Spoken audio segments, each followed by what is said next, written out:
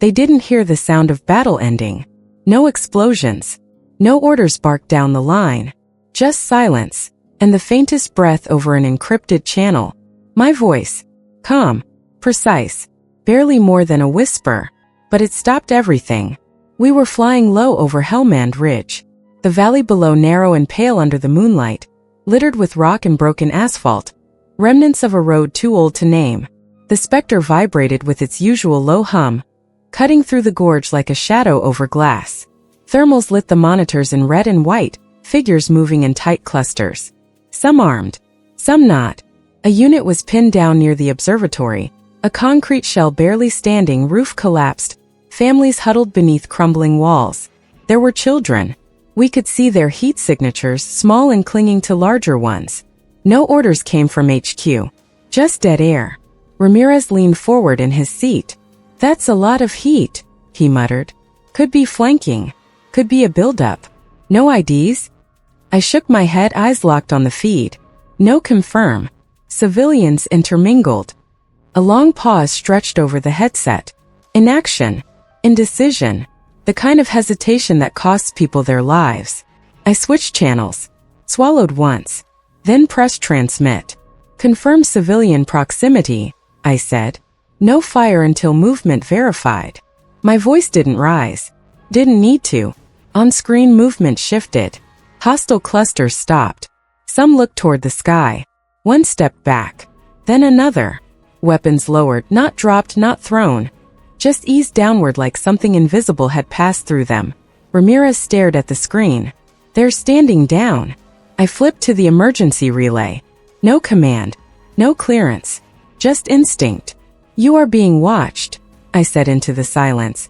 Step back or be engaged. Another long pause. Then they moved, slow, deliberate. Away from the observatory. Away from the civilians. Weapons still in hand but not raised. They heard you, Ramirez whispered. I didn't look at him. No, I said. They heard a choice. And just like that, the gorge was still again. The day before I left, I stood alone in a windswept Kansas cemetery. It was early, the kind of pale gray morning where the light has no edges. Fog clung to the rows of headstones like old regrets. I walked past the veterans section, boots crunching over patches of frost. No birdsong, just the wind whispering through cedar limbs. My grandfather was buried at the far end, plot 63B. His headstone was modest, nothing flashy, just clean granite, the letters carved deep and unornamented. Sergeant Arthur Granger. He always came back for his own. I didn't bring flowers. I brought his flight badge. It was cold in my hand, heavier than I remembered. I'd found it in an old footlocker 3 weeks prior, buried beneath faded photographs and maps stained with motor oil. The badge was dull now, its edges chipped. It had flown through hell in Vietnam, mounted to his chest through recon runs no one ever talked about, especially him. You said silence was a weapon too, I said, my voice catching. I'm going to prove it, grandfather. I didn't stay long. The wind pushed at my back like it wanted me gone. I tucked the badge into my inner pocket and turned toward the dirt road that led back to the town limits. No one waited for me. No hugs. No proud send-off. I left like I'd lived, quietly. The bus rolled in late. I stood alone under the tin awning beside a vending machine that hadn't worked in years. A man in a faded cap nodded to me, then boarded without a word. I climbed the steps last, clutching a small duffel bag with everything I owned that mattered. The driver didn't speak. I took a seat near the back, rested my head against the cold window, and watched Kansas fall behind me in long flat ribbons. At Fort Lejeune, the silence followed me. Recruits shouted, instructors barked, boots pounded pavement in cadence. But I barely registered among them. I was too quiet, too lean, too forgettable. I didn't laugh at the jokes or join in the banter. I folded my coat sharper than necessary, tied my boots tighter, kept my uniform clean. I passed inspections, said yes ma'am and no sir, and kept my head down. That's how the joke started. Granger? That's not a soldier, that's a file clerk. Hey Granger. Let me know when you find your voice. I didn't respond. Not out of pride, but because I hadn't come here to be liked.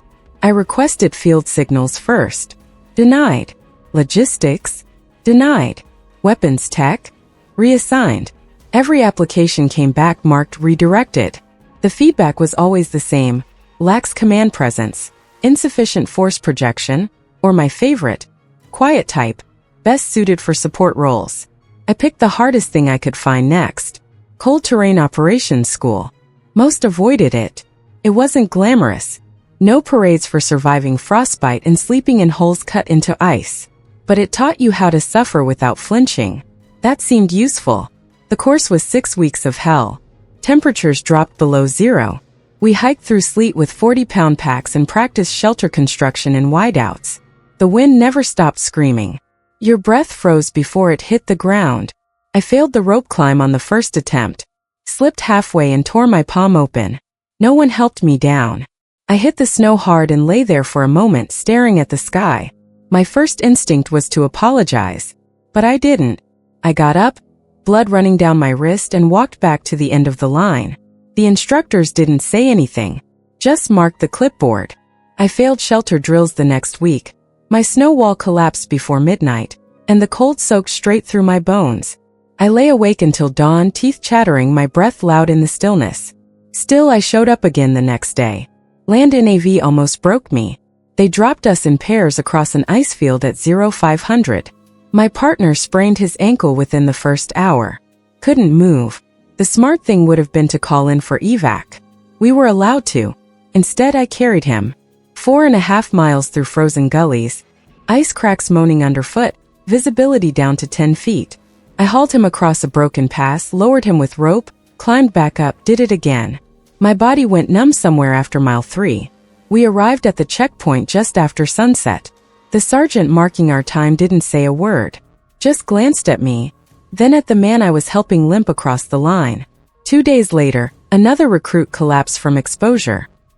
He was unconscious when I found him, barely breathing. I wrapped him in my jacket, carried him over my shoulders for 2 kilometers through sleet, shouting into the wind for help. My voice cracked open by the time I found the med unit. At graduation, I stood near the back. No ribbons. No certificates. Just a patch that said I survived. She shouldn't have made it, one sergeant muttered to another as we filed past. But she did, the other said. I don't remember feeling proud. I just remember feeling steady. I hadn't proven anything yet. But I was still here. Still listening. Still ready to speak when it mattered. I didn't ask for recognition. I didn't need it. But I assumed that surviving cold terrain would count for something. It didn't. After graduation, they posted me to the training battalion as an assistant instructor for environmental operations. The office was a windowless room in the basement of a readiness center. My desk faced a peeling wall. They issued me a coffee pot, a manual to revise, and a list of cadets who rotated in too quickly to remember names. I worked in silence, graded quietly, ran drills with precision. My evaluations were clean, nothing glowing, nothing critical. But in the corner of my service file was a small note that didn't leave. Not suitable for command. I saw it one afternoon by accident, when an overworked lieutenant left my profile up during a review. I stared at the screen a second longer than I should have. He noticed. Don't take that personally, he said, shrugging. Just means you're not. Dynamic leadership material.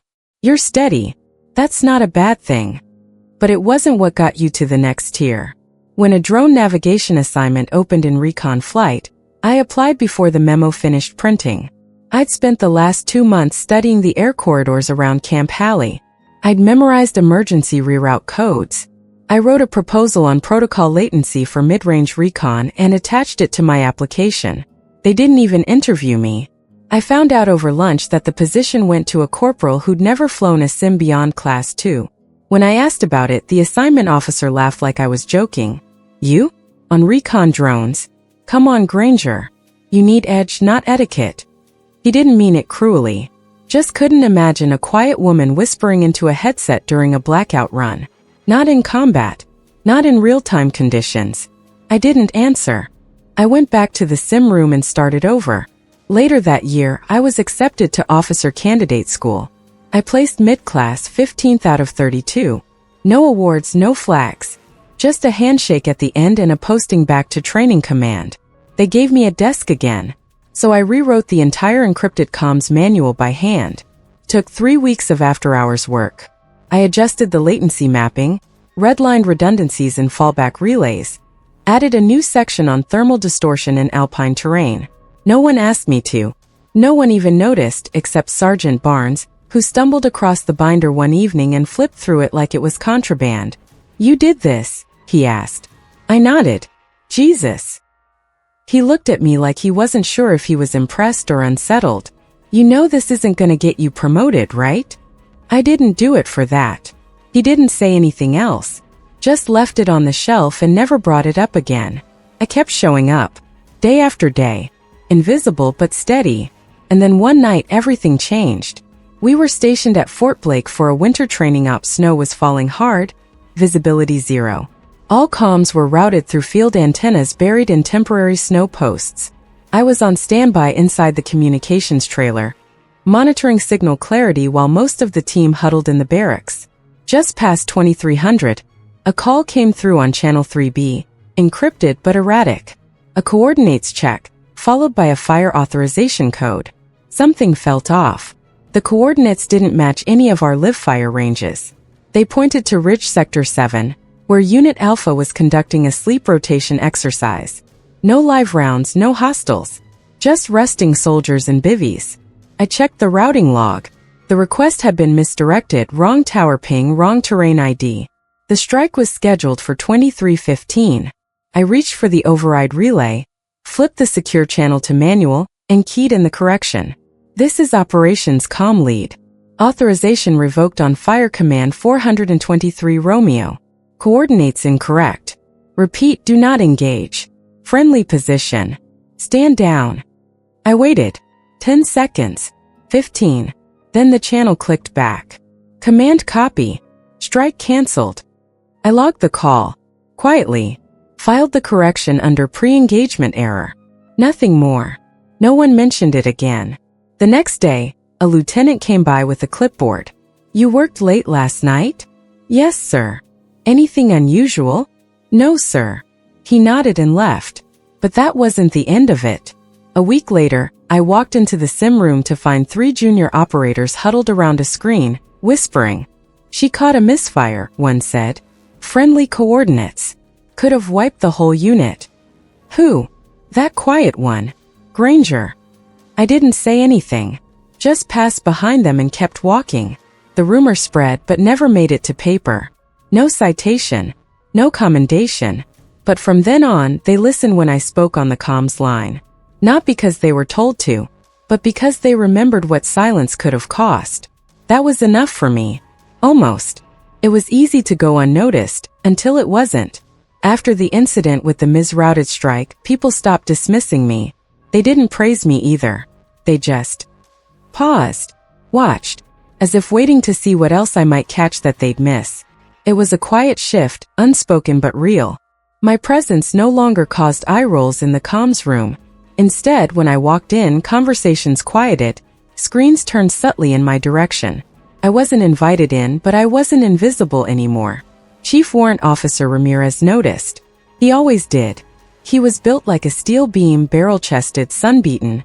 His voice like someone had lit gravel on fire. He'd flown in both Gulf Wars, sat through the invasions of Fallujah and Mosul, and didn't talk much unless he had something worth saying. The kind of man you didn't interrupt mid-sentence. Or mid-thought. I was calibrating field mics during a readiness check in Hangar 9 when he stepped in. It was late. Most of the personnel had cleared out. The lights overhead flickered. Half of them busted from a failed ballast that never got fixed. My hands were wrapped around a transmitter, testing frequency delay between encrypted relays. He watched me a long time before speaking. "You know," he said finally, "they're going to hesitate the first time they hear a woman's voice on that net." I didn't stop working. "Probably." He walked over slowly, boots echoing on the concrete floor. "Doesn't matter how right you are. Doesn't matter what you've seen. When things go sideways, they'll question it, not because of your voice but because of what they see when you speak." I met his eyes. "Then I'll speak so they don't have to wonder." He stared at me, then nodded. Just once. That was all. After that, he pulled me onto his unit's shadow roster. No official orders. Just quiet integration. I ran comm sims on the Spectre until I could run the boards blind. We spent weeks doing midnight drills, low visibility, full blackout, whisper range targeting. He taught me more in 3 months than I'd learned in the past 2 years. He never praised, never corrected with more than a grunt or a gesture. He treated me like a soldier, not a student. And for that I gave everything I had. Our deployment orders came down in early winter. We shipped out of Dover under cloud cover and landed in Kyrgyzstan after 2 days of frozen transfers.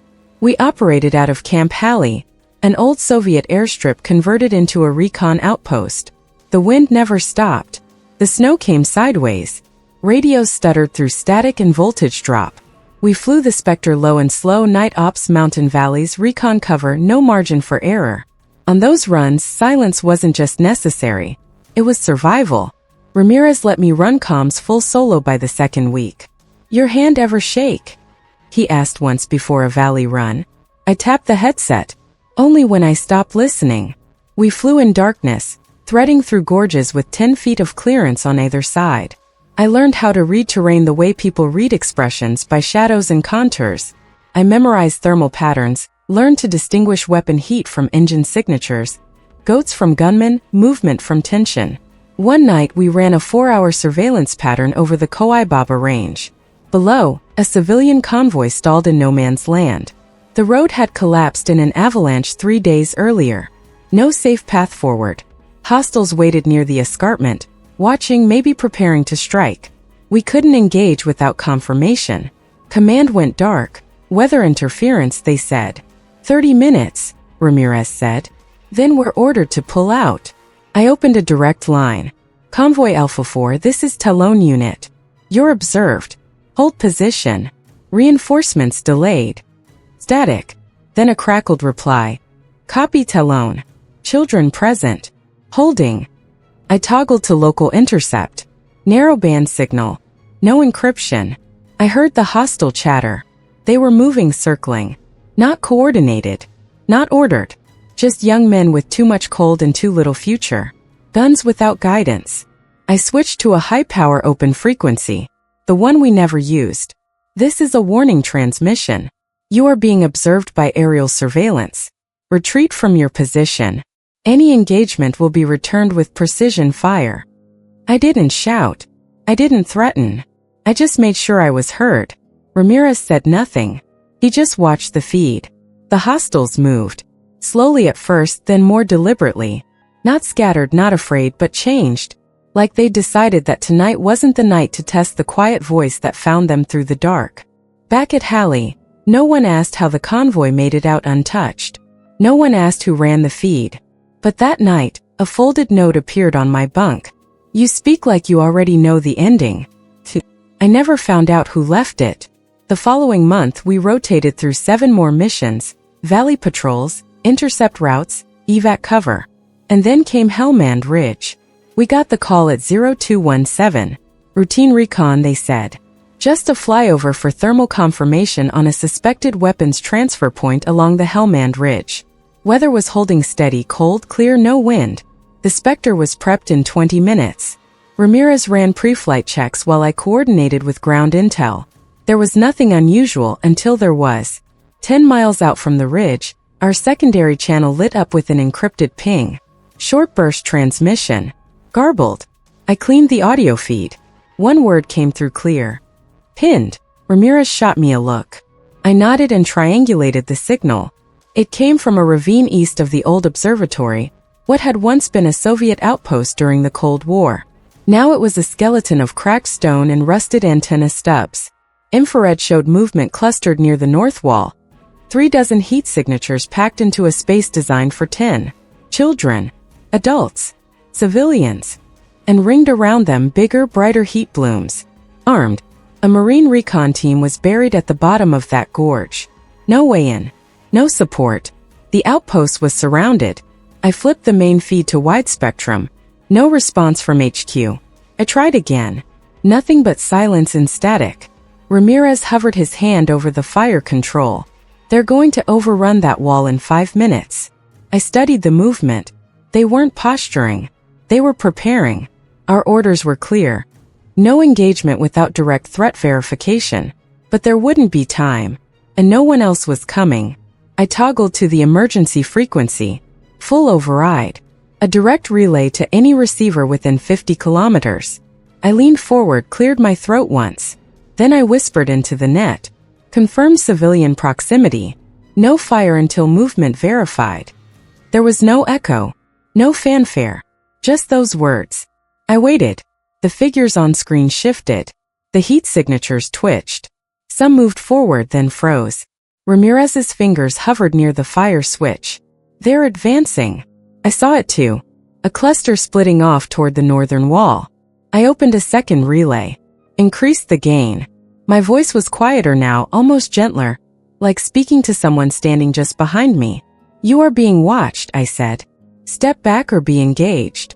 The line went dead silent. And then on screen the movement reversed. One by one weapons lowered.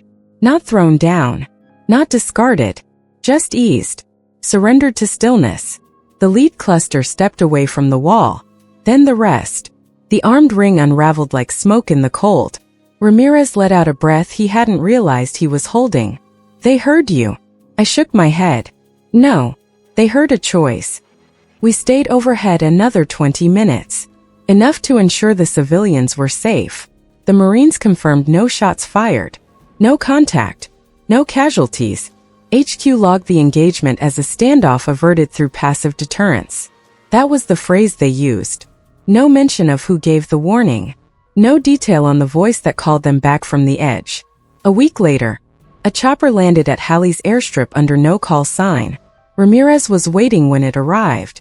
He handed me a package, wooden plain sealed with tape. No return info. Inside was a dismantled AK. Bolt removed, barrel chalked with white markings. Circles. Dashes. Coordinates. And a card. They surrendered when they heard her. No fire needed. No name. No rank. Just that. Ramirez didn't speak. He placed the weapon on the shelf above my station. It stayed there for the rest of the tour.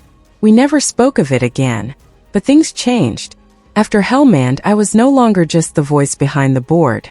I became the one they deferred to when decisions turned gray.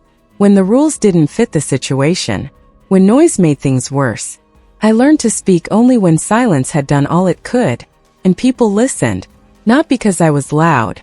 But because by the time I spoke, it was already clear there was no other way. When we rotated stateside, I didn't go back to the training desk.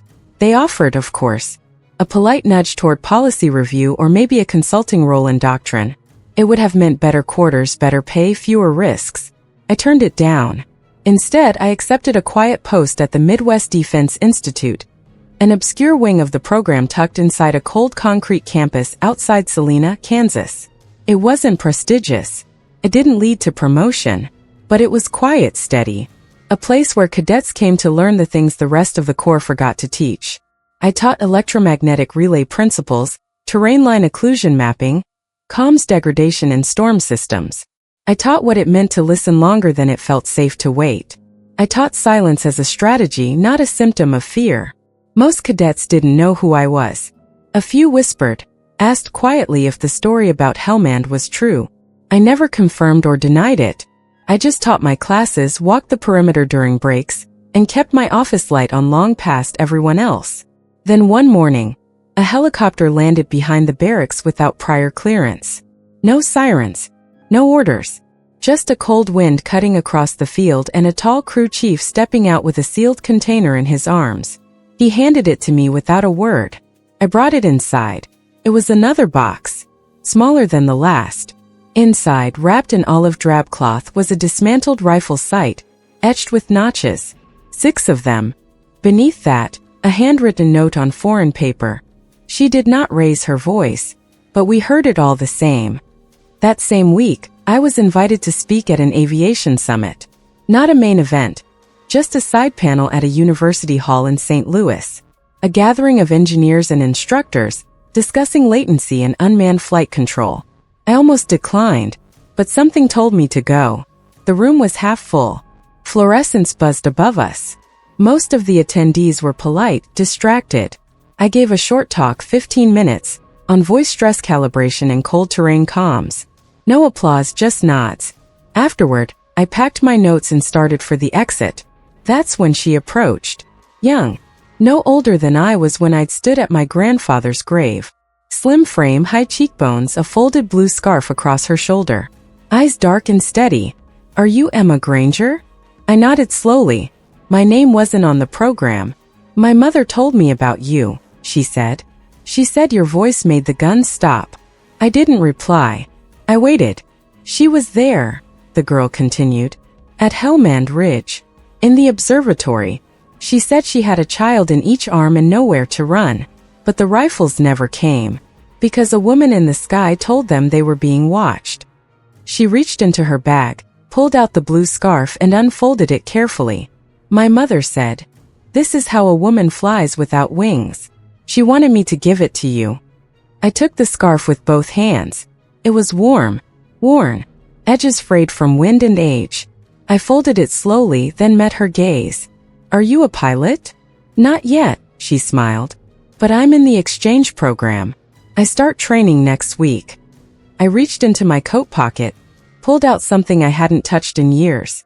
My grandfather's badge.